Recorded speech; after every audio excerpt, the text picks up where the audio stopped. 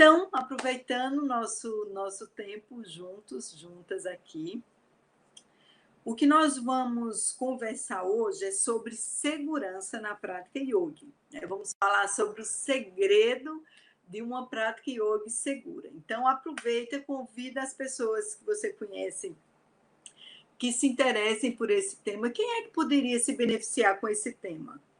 Instrutores e praticantes de yoga, tá? Bom, a gente quando pensa em segurança, talvez você pense que eu vou falar de ajuste, de vou falar de ajuste, de adaptação, de o que você tem que fazer para preparar o aluno. Tudo isso é bem importante, mas não é sobre isso que a gente vai conversar hoje. Eu vou trazer hoje um aspecto para a nossa conversa muito mais específico de algo muito mais refinado, digamos assim. E eu vou explicar depois a vocês por quê. Bom, mas vamos lá. Quando a gente pensa em segurança, eu quero trazer duas ideias para refletir com vocês. Então, eu já falei que eu não vou falar, faça isso, não faça isso, isso aqui é contraindicado para aquele aluno. Não é sobre isso que a gente vai falar. O que nós vamos falar hoje é sobre dois aspectos de segurança e vamos falar sobre esse segredo da prática yoga segura. Então, dois aspectos que eu quero trazer para vocês. O primeiro é sobre a perspectiva da prática, né, especificamente. Então, quando eu olho para a prática yoga, eu quero que o meu aluno não se lesione. Isso é o que eu mais escuto dos meus alunos ou das pessoas que acompanham a anatomia vivencial, quando a gente vai falar sobre os desejos, sobre qual é a grande vontade, o grande desejo que cada instrutor que se apresenta ali quer em relação aos seus alunos. Muitos me falam, Germana, eu quero ter mais confiança, eu quero que o meu aluno confie em mim, eu quero me sentir mais seguro, eu quero ter segurança para saber que o que eu estou fazendo vai ajudar o meu aluno e não vai lesioná-lo. Então, a gente quer básico, né? Essencial, nosso ponto de partida. A gente quer que a nossa prática não lesione, né? Ninguém quer que o seu aluno chegue e abandone as suas aulas porque com aquele professor, com aquela professora, ele se lesionou, ele fez uma prática que depois lhe encheu de dores, ele fez um movimento que depois soube que não era bem indicado naquele momento. Então, enfim, a gente quer essa segurança, né? E o segundo aspecto de segurança, de prática segura, a gente quer que a nossa aula, que a nossa prática, ela seja segura para todo mundo. Ela seja também uma prática acessível. Por que ela é acessível? Porque ela é possível, porque ela é segura para todas as pessoas. Então, você quer atender pessoas que chegam com dores de coluna, com hérnia de disco, com o histórico da famosa dor ciática, aqueles alunos que chegam com bursite, com tendinite, aqueles alunos que chegam com um corpo mais rígido, mais dolorido, aqueles alunos que chegam ansiosos, com quadro de depressão, transtornos de ansiedade, dificuldade de dormir, dores pelo corpo, enfim, uma série de queixas que a gente sabe, né, a gente conhece as práticas yogas e sabe que o caminho do yoga, a prática yoga, pode ajudar muito a todas essas pessoas. Mas a gente precisa oferecer uma prática que essa pessoa se sinta segura, né? Essa prática seja um ambiente seguro, confiável e possível para aquele nosso aluno que chega com essas restrições. Então, a gente vai partir do ponto dessas duas referências, tá? A segurança, que eu quero que todos os meus alunos não se lesionem na minha aula, e a segurança de que aquela aula é um ambiente seguro, oferece um ambiente, oferece uma experiência segura e acessível para todas as pessoas. Gente, quem está aqui me assistindo, estamos alinhados, alinhadas até aqui? Então, me dá um sinal aí na caixinha de comentários, né? Se está alinhado com o teu pensamento, se faz sentido para você, né? Então, coloca aqui no chat, só para eu saber se a gente está caminhando junto. nesse formato, né, de estarmos aqui no online, e principalmente no online, no formato mais pelo YouTube ou no Facebook, né, esse formato mais de live, então é um movimento mais solitário. É importante que eu receba esse feedback de vocês. Perfeito. Então, vocês já estão me sinalizando aí que sim. Então, vamos partir desse princípio, tá? Então, como eu disse a vocês antes, todos aqueles aspectos de alinhamento, de ajuste, de ensinar o asana corretamente, de fazer preparatórios, de fazer adaptações, todas aquelas ferramentas são fundamentais para que você ensine uma prática yoga segura. E tanto é que esses aspectos a gente também vê, né, dentro da anatomia vivencial. Eu converso muito, eu ensino sobre isso para os meus alunos, porque isso é um aspecto relevante.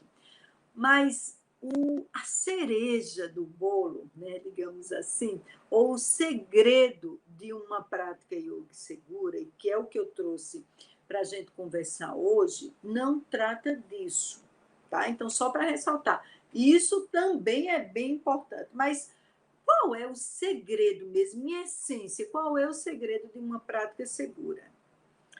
O segredo é... Tcharanã, quando eu consigo que o meu aluno sinta o seu próprio corpo e ative mecanismos seguros na execução do movimento. Como assim? Pode ser que fique abstrato demais para você, mas eu vou explicar. Então, o primeiro aspecto. Eu chego com o meu aluno muitas vezes, e aí eu vou trazer uma cena e vocês me dizem se você é instrutor ou se você é praticante também, se já aconteceu na sua prática lá com o seu professor, ou se você é instrutor, se isso já aconteceu na sua sala de aula. Então, imagina que você passa um determinado asana, ensina um determinado asana, explica, demonstra, e a pessoa não consegue executar como você está pedindo. Vou dar um exemplo clássico, né? Eu peço para o meu aluno fazer Paschimottanasana. E aí a gente sabe que a forma segura é ativando essa dobradiça do quadril. É fazer o movimento a partir dessa dobradiça, onde a gente tem aqui na virilha, né, na altura da virilha, a articulação femoral. Cabeça do fêmur encaixada ali no acetábulo. Então, qual é a premissa? A gente vai levar o tronco à frente e vai, partindo desse apoio dos isquios, da coluna que cresce, e a gente vai descer com essa referência. Eu gosto muito de trazer essa referência do externo, que vai em direção à coxa, ou em direção ao joelho. E que eu vou até onde eu conseguir, mantendo essa construção, esse alinhamento. E aí, qual é o primeiro movimento que o aluno faz? Isso aqui. Projeta os ombros. O que é que esse projetar o ombro faz? Ele faz a mão avançar. Espera aí, o tronco não está indo, mas eu vou dar um jeitinho, eu tenho aqui a escápula que desliza sobre as costelas, eu vou levar aqui um pouquinho, eu vou dar uma roubadinha aqui e vou fazer minha mão chegar no pé, porque a imagem, né, de que o aluno tem da execução dessa postura é que ele vai tocar o pé com a mão.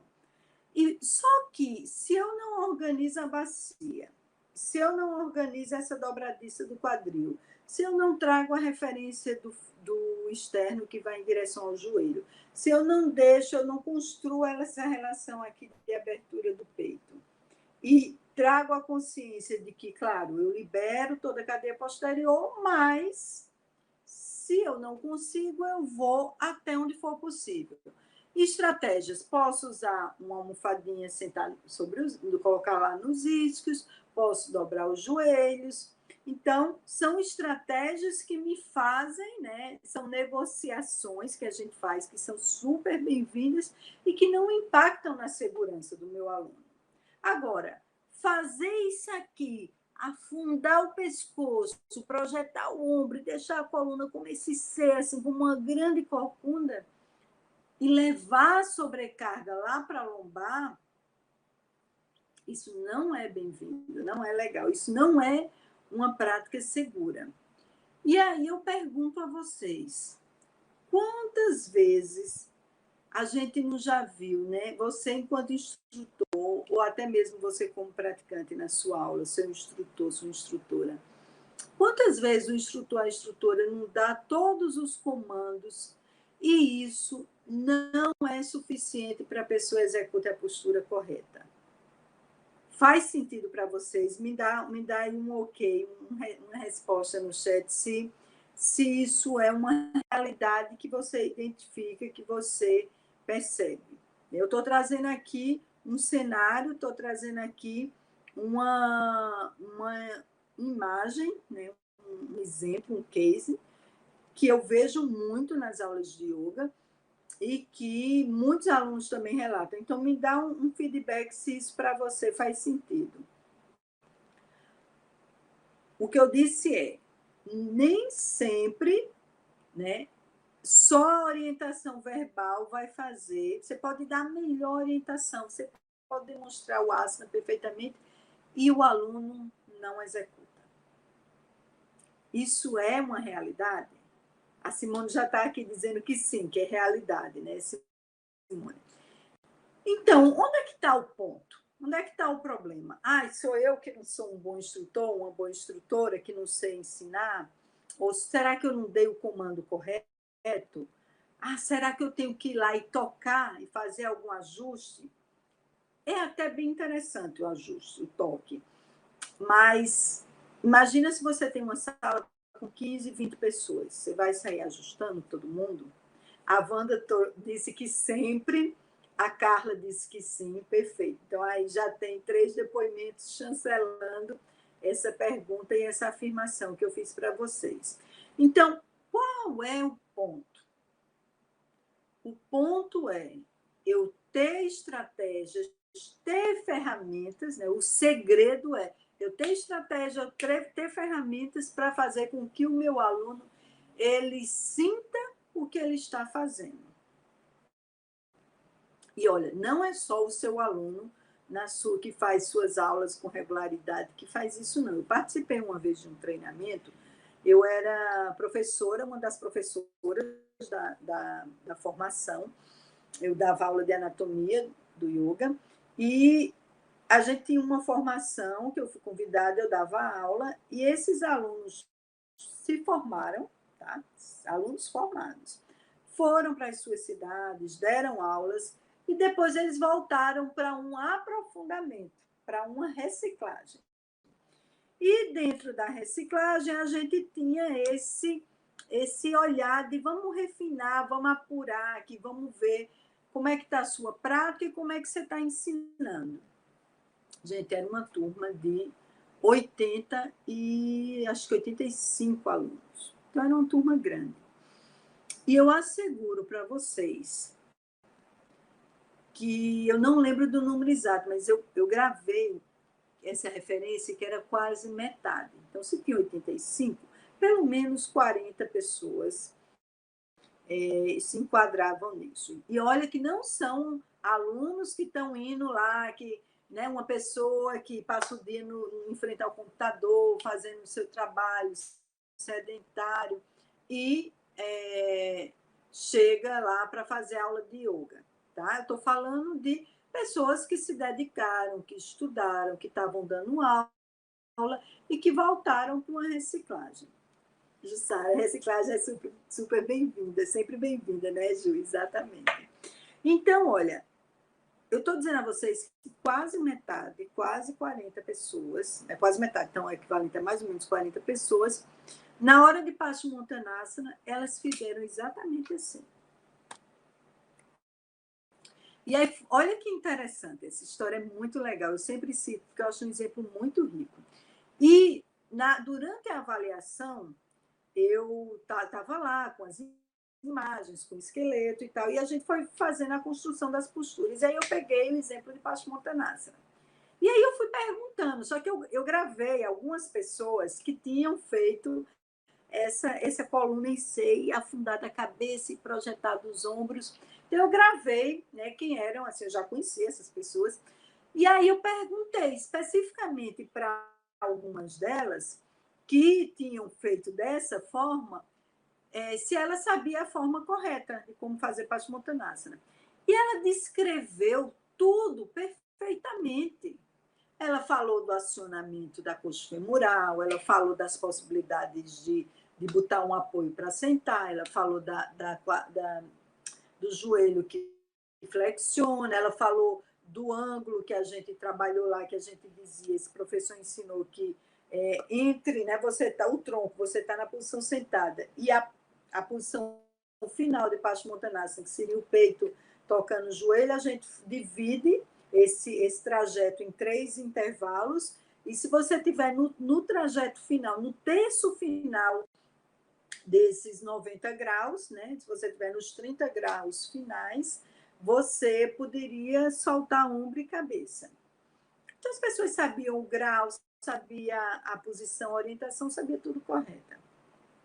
E aí eu pergunto para vocês, se ela sabia, se ela tinha estudado, por que na hora da execução ela não fez? E aí, esse é o segredo. Esse é o segredo para uma prática segura. Não é só estudar, não é só entender, não é só receber a orientação correta. É preciso que essa informação ela chegue num nível que a gente chama de sinestésico, tá? Então, ela precisa estar na nossa referência corporal. Precisa estar nas informações que eu recebo do meu corpo. A minha capacidade de sentir, de perceber meu corpo enquanto eu estou no asana. Então, o que eu estou trazendo para vocês é, para o aluno fazer uma prática segura, orientações seguras, corretas, claras, demonstrações por parte do instrutor não são suficientes. Tá? Então, por quê? Porque a gente precisa que esse entendimento ele saia do mental, do intelectual e vá para o sinestésico. O que eu faço e o que eu acho que eu faço. O que eu faço e o que eu sinto que eu estou fazendo. Eu quero trazer um outro exemplo para vocês, de um caso também que me marcou e que eu gosto muito de dar como exemplo. Eu fui dar um workshop, um treinamento numa cidade, e era um evento onde eu fazia um trabalho preparatório para meditação. Então, era aberto ao público em geral, e a gente ia ficar sábado o dia todo e domingo pela manhã. E nesse evento, eu dividi em 3 blocos. Então, a gente ia do mais denso para o mais sutil. Então, como era a preparação dos alunos? A gente trabalhava o primeiro bloco, no sábado de manhã, a construção da postura, né? E quais eram os pontos principais? Bacia e coluna, que são os pontos onde a gente escuta, né, maiores queixas dos alunos, dos praticantes, para meditar. Então, a gente trabalhava liberação do coxo femoral e esse autocrescimento da coluna e esse despertar desses músculos da coluna para trabalhar essa verticalidade. Então, falava muito, experimentava muito movimento coxo femoral, relação joelho, pé, virilha, trabalhamos muito autocrescimento, beleza. Então, fomos bem para o físico, né? Então, no sábado de manhã, a gente trabalhou bem no físico. No sábado à tarde, a gente já foi sutilizando um pouco mais. Aí a gente já introduziu a respiração. Então, todas as práticas somáticas ligadas à respiração. Então, a gente trabalhou bastante. Acordar, sentir, expandir o movimento da caixa torácica. Então, a gente fez todo o trabalho respiratório. A gente sabe que para a prática do yoga, em especial para a prática da meditação dentro do caminho yoga, é fundamental a prática respiratória, né? Então, a gente trabalhou bastante, uma tarde inteira, só respiração. E sempre fazia uma prática somática, meditava. Fazia uma prática, meditava. No domingo de manhã, a gente trouxe um aspecto mais sutil ainda da preparação, que era trabalhar o treino da atenção. Então, a gente já tinha preparado o corpo, a gente já tinha estimulado um trabalho bacana para a respiração, e aí a gente chegava mais num nível mais sutil, que era o trabalho mental, né? Então, trabalhava foco, concentração, atenção, com todas as práticas somáticas. E no final, e também intercalando com pequenas práticas de meditação. E no final, olha que interessante, no final, falei, olha, agora que a gente já fez toda essa rota, e olha que era um aprendizado sinestésico, viu, gente? A gente estava ali o tempo todo indo para o corpo. Tinha pouquíssimo slide, eu levei umas imagens só para trazer clareza sobre as estruturas do corpo, mas o tempo todo o aprendizado ali era sinestésico, até porque, principalmente porque era um público também, né, um público que vinha para a prática, não era um público que queria se capacitar. E aí a gente fez no atividade final. Então, preste atenção, sábado, dia todo, domingo de manhã, a gente fez a atividade final, que era, você vai com todas as informações que você recebeu, com todas as experiências que você viveu, com todas as sensações e percepções que você teve do seu corpo, do que é mais seguro, do que é menos seguro para o asana, e que é o asana, no caso, era a posição de meditação, você agora vai construir a sua posição de meditação. E aí falei de ajuste, falei do uso dos bolsters, das almofadas, dos apoios, da possibilidade de usar na parede. Fizemos preparatórios, ou seja, na minha cabeça a gente tinha coberto tudo. E aí me chamou a atenção um rapaz. Ele sentou, quando ele terminou todo o preparo dele, ele senta para meditar. Deixa eu ver se eu consigo demonstrar aqui. Ele senta assim, os joelhos bem altos e os cotovelos apoiados no joelho. Então, ele está assim. E aí, eu olhei para aquela posição e falei, nossa, e agora? Né? E agora? Eu deixo ele no processo dele, eu vou intervir. E aí, claro, caminho do meio. E aí, eu cheguei para ele assim, tá confortável para você? Aí ele falou, tá. Tá tudo bem? Tá, beleza. E aí, eu falei, olha, vamos fazer o seguinte, você aceita a gente fazer algumas intervenções? E ele era super aberto, claro. E aí eu fui coloquei uma almofadinha maior para ele, porque um dos princípios que a gente tinha trabalhado era a virilha vai estar mais ou menos na linha do joelho, um pouquinho mais alto. Elevamos a virilha, o joelho dele já baixou um pouquinho. Coloquei uns apoios assim, recebendo os joelhos. Trouxe a imagem dos isquios, então fui lá nos isquios dele, acordei os isquios, que era uma prática que a gente tinha feito durante o workshop. Acordei os isquios e trabalhei um pouquinho a organização aqui dessa referência de C6, C7, C7T1, dessas vértebras e do externo. Então, a gente fez esse ajuste, eu tinha trabalhado com eles, e aí, quando a gente fez essa prática, eu perguntei a ele, e agora, como é que está para você? Ele falou, nossa, está muito melhor. E aí, gente, esse é o ponto. O grande segredo é, nós, enquanto instrutores de yoga, precisamos ter ferramentas e repertórios para ajudar todas as pessoas, inclusive uma pessoa que recebe todas as informações e que executa a partir das referências dela, e está tudo bem, tá?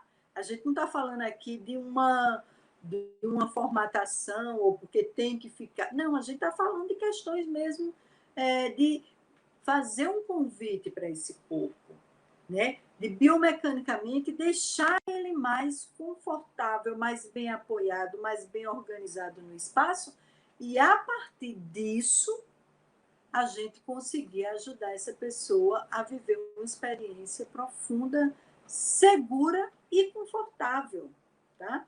Então, eu trouxe esses dois exemplos de lá das pessoas, dos instrutores, das instrutoras que estavam fazendo a reciclagem, que já tinham passado por todo o processo de aprendizado. E outra desse rapaz que passou 3 turnos, né, em imersão, praticando, meditando, fazendo os movimentos, sentindo, percebendo, e ali ainda não estava integrado, conectado à experiência do corpo com a experiência da ação, da sensação do corpo com a ação, ou do movimento, do posicionamento com o reconhecimento dessa ação. Então, tinha uma desconexão, uma dissociação. Então, qual é o segredo da prática segura? A gente ajudar os nossos alunos a sentirem o próprio corpo, a conhecerem o próprio corpo, a ativarem o próprio corpo usando as alavancas, as ações seguras. Então, esse é o caminho, gente. Então, eu tenho todo o repertório das práticas somáticas, né? Por exemplo, que a gente ensina para os nossos alunos, é pautado nessa premissa. E tem aluna aqui, né, Ju, a Jussara, que todo o trabalho que a gente faz é que primeiro o instrutor precisa sentir no seu corpo. Primeiro você precisa estar com esse corpo vivo, acordado, integrado. É um processo acabado, né, que a gente faz, entra na experiência e sai pronto? Não, porque a vida não é assim. Mas a gente vai cada vez mais acessando camadas mais profundas. Por isso que a gente está sempre se experimentando, aprendendo, né, tirando aí essas camadas e sim, sempre se reciclando. Então, deixa eu ver aqui os comentários, né? A Jussara diz, eu tenho que sentir no meu corpo para que eu possa passar para o aluno. Sentir as sensações. Está correto meu pensamento? Super correto, Ju, super correto. Porque se a gente não tem a referência da experiência no nosso próprio corpo, a gente não tem repertório. A gente não fica sem referência para utilizar isso com o nosso aluno. Tá? Então, gente, o segredo da prática segura, além de ajuste, além de adaptação, além de preparação do aluno, além de adequação, né, dos asanas, é ajudar o seu aluno a sentir e a conhecer o próprio corpo. Então, saber, por exemplo, a importância dos isquios, sentir os próprios isquios, ativar os seus isquios e saber que esse apoio interfere fortemente no alongamento da coluna. É saber acionar todas as referências, né? Então, por exemplo, fazer uma Paschimottanasana. Vou dar um exemplo simples. Fazer uma Paschimottanasana conhecendo a coxa femoral, sabendo como acessar, sentindo o apoio dos isquios, sentindo a asa do ilíaco, sentindo essa estrutura que se projeta para frente, tendo trabalhado, liberado toda a cadeia posterior, aceitando que naquele momento posso usar um apoio para sentar, para ficar mais alto, posso dobrar os joelhos, o joelho que, né, que tiver mais desafio, ou os joelhos, os dois, tudo bem. E, por exemplo, uma coisa simples, se mover a partir do externo que vai para o joelho. E não deixar o ombro avançar. Então, às vezes o aluno está tão aqui que ele não sente o que é essa liberação. Faz sentido, gente, para vocês? Conta para mim aí se todas essas reflexões, exemplos e provocações que eu trouxe hoje, se faz sentido para vocês. A Jussara diz, os somáticos é que estão me levando para um novo conhecimento. É verdade, Ju. É verdade. Todas aquelas práticas que eu coloquei no nosso treinamento, elas são muito poderosas, profundas, e ali você tem um repertório de todo o sequenciamento, né, do desenvolvimento neuromotor que a gente vive enquanto bebês, né, desde os movimentos de barriga para cima, de barriga para baixo, de lado, sentado e de pé. Então, faz sentido, gente, para vocês tudo isso que eu trouxe e essas provocações, essas reflexões? dar um retorno aqui para eu saber como estamos caminhando. E, por fim, eu quero trazer um último exemplo e um convite. Tá? Um exemplo pessoal. Né? Hoje eu estava trabalhando e tinha que fazer algumas coisas no computador. E eu comecei a sentir, né? Aquele peso, aquela tensão. E eu falei, vamos lá, vamos dar uma pausa, né? E aí a gente vai... Deixa eu ver aqui, antes de começar o exemplo do SAR. 1 ano de somáticos vai ser pouco. Ah, Ju, mas tem um esquema lá que a gente vai falar à medida que vai virando. Vocês podem continuar lá na comunidade e renovar o acesso, tá? Simone, eu assisti uma live sua e segui sua condução, e realmente faz muita diferença. Que maravilha, Simone.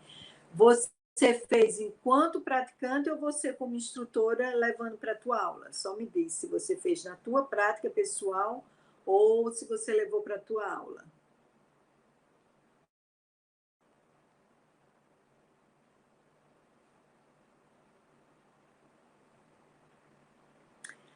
Bom, vamos lá.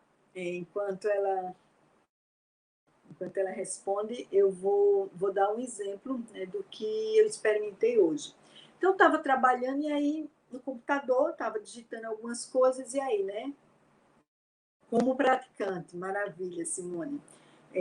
Então, estava ali no computador, aquela visão focal, a gente não usa visão periférica, nem de ficar ali focando, a gente já sabe que isso tem um impacto na nossa coluna, nos músculos da nossa coluna, e lá, né, a tendência de elevar os ombros, e trabalhando, e digitando, e olhando para a tela, e aí daqui a pouco eu comecei a sentir, né, aquele peso, aquela tensão, uma certa dor chegando, uma sobrecarga na cervical. Eu falei, já sei, vou dar uma paradinha, vou dar a minha pausa somática, peguei a minha escova, até fiz um videozinho para inspirar as pessoas que nos seguem, e fiz toda uma sequência que eu ensino, né, para os meus alunos sobre a escovação.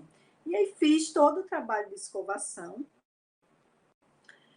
e depois, quando eu terminei, nossa, gente, tinha uma leveza, tinha uma liberdade aqui nos ombros, né? Como se eu tivesse com aquela escovação assim, acordou, liberou tensões, aqueceu, nutriu, organizou, que parecia que eu tinha tirado assim, um trem, sabe, dos ombros. E depois eu comecei a fazer uns movimentos de braço.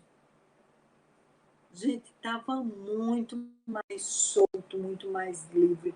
E quando eu fui fazer um asana, quando eu fui fazer uma prática, meus braços estavam sendo ativados de uma forma diferente. Por quê? Porque eu tinha acabado de fazer um trabalho que despertou, que liberou, que tirou tensão, que organizou, que acordou a minha consciência perceptiva. E até agora de noite, foi de manhã isso, até agora de noite eu estava lá fazendo um monte de coisa, de pegar objeto, de arrumar, de colocar num canto, no outro, e eu pensei, olha como meus braços estão confortáveis aqui em movimento, né? Então, esse é um exemplo, um depoimento de algo que eu fiz hoje e que eu podia muito bem dizer assim, Germana, relaxa, solta os ombros. Mas não é assim que funciona. Né? A gente tem que ir para o corpo, a gente tem que dar experiência, a gente tem que fazer o convite na experiência, o convite sinestésico, na sensação, na percepção, no movimento. Então, esse é o segredo, né? O segredo revelado. E eu quero fazer um convite para vocês. Toda sexta-feira eu estou com um projeto aberto ao público, é gratuito, no nosso canal do YouTube, de 11h30 a meio-dia. Então, essa sexta, dia 3, eu vou fazer com vocês uma sequência de escovação. A gente vai fazer em tempo real, vou fazer junto com vocês. Essa prática que eu fiz hoje, eu vou compartilhar na sexta-feira. E essa aula não fica gravada, então não perde. E vocês vão ter a oportunidade de fazer a mesma sequência que eu fiz hoje, tá? Para aliviar dores, aliviar tensões, desbloquear, trazer leveza, trazer liberdade, trazer um movimento fluido, livre dos braços, integrados. Então, sexta-feira, dia 3, no nosso canal do YouTube, 11h30, vai ter uma prática de despertar sensorial, uma pausa somática com a escovação. A gente vai usar muito essa referência, ó, pescoço, ombro e membros superiores, né? Que muita gente tem dor, tem tensão, tem fadiga, aqui a gente, né, o famoso peso do mundo nas costas, as nossas responsabilidades, as nossas preocupações, ansiedade, medo, tá aqui. Né? O lutar ou fugir tá aqui. Então, eu deixo esse convite e eu comecei a avisar hoje, né, já tão cedo assim, na terça-feira, porque para você fazer essa prática, você precisa de uma buchinha. Vai lá no history do nosso Instagram, eu coloquei algumas opções, desde uma bucha artificial dessas sintéticas que você usa na pia para lavar, aquelas verde e amarela, até uma bucha natural, ou a buchinha vegetal mesmo, né? Que eu, claro, indico as fibras naturais, os materiais que são naturais, a gente prefere. Mas, se não tiver, pega a sua buchinha daquelas que você compra em supermercado, porque nós vamos fazer uma sequência sexta-feira, tá? Então, espero vocês na sexta-feira, porque a gente vai viver uma experiência para sentir esse despertar e esse acordar do nosso corpo. E assim ele vai estar muito mais inteiro, mais pronto e melhor preparado para executar asanas, para executar pranayamas, para executar práticas meditativas e assim tornar a prática yoga segura. Deixa eu ver aqui comentário. Simone, foi a primeira vez que consegui fazer o Ustrasana. Foi incrível. Quando for dar aulas de yoga, quero ser assim, chegar nesse nível. Muito bom. Nossa, Simone, fico bem feliz. E só me lembra, depois eu até mando um direct, Simone, qual foi a aula, qual foi a prática que você assistiu, qual foi o trabalho que a gente fez que te ajudou para chegar em Ustrasana. Estou curiosa para saber.